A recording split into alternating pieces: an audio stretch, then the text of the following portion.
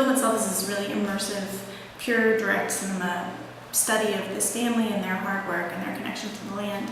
But while I was living with them over the past year, I learned about all these problems that they have throughout the year, all these issues that they come up against, the global market and the legislation against predator management and land use rights and, just all these things that every modern independent farmer is up against. So I knew that I didn't want to change the structure of the film, but I wanted to be able to discuss these topics. It's on some level based on using the film as a way to open people's hearts to these topics, because these people are these two brothers are so easy to fall in love with.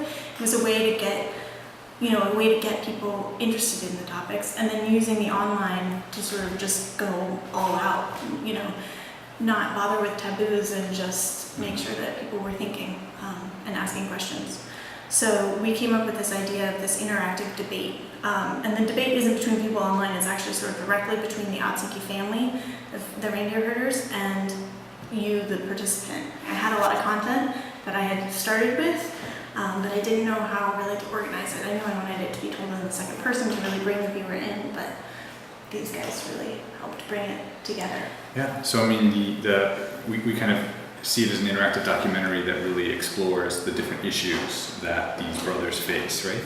And so in our initial meeting, we kind of took Jessica's initial idea and then really kind of fleshed it out with her kind of in an open discussion, and then really kind of focused on functionality, how it would work, how the content would be created, and what formats the content would be.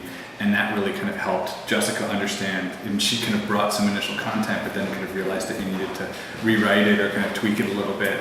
And then we had a second meeting, which was more of a kind of finalizing functionality type of meeting. Our goal there was to then kind of have a final document that described how the site would work and how the experience would work, so that we could then start to design it, so that we could spend the time on the weekend building it and actually getting something that was kind of rock solid through one issue. So that was kind of our plan. And we were pretty happy with how much we were able to accomplish. We were able to finish that whole kind of initial issue. So it really kind of gives a deep experience of what this full online interactive documentary would be like. We're just at the stage where we're applying to festivals with Otsinke. So it's not, the film's not out yet. Obviously this is in its early stages. And I believe in trying everything once. So I think this is a really good place for me to start, and Otsinke is the perfect place for it to go. I don't generally make films that hit a lot of social issues in a really direct way. I mean, it's all about sort of getting people to shift their ideas of the way that man functions in nature, but on a really subconscious level. So this is the first time that I'm sort of addressing really issue-oriented topics. So I'm not sure that it'll be something that I do again, but it'll just depend on my next project, I think. I think it's interesting also, though, that that there is footage that will be in the film. You are releasing that ahead of time, so it's interesting that people will be able to see that online. Some of the footage is from the film, and some of it is not. So it really is this kind of hybrid. And then additionally, this is really intended to be a companion piece, but also a promotional piece for the film itself. So hopefully it will work that way as well. Yeah. I really want it to work both directions. I really don't want it to be something where you have to have seen the film in order to use it, but that if you see the film and you visit the website, you'll have this really expansive experience ahead of you, where you can really keep up with the brothers, and you can really make a difference in the way that you understand their life. Yeah. So.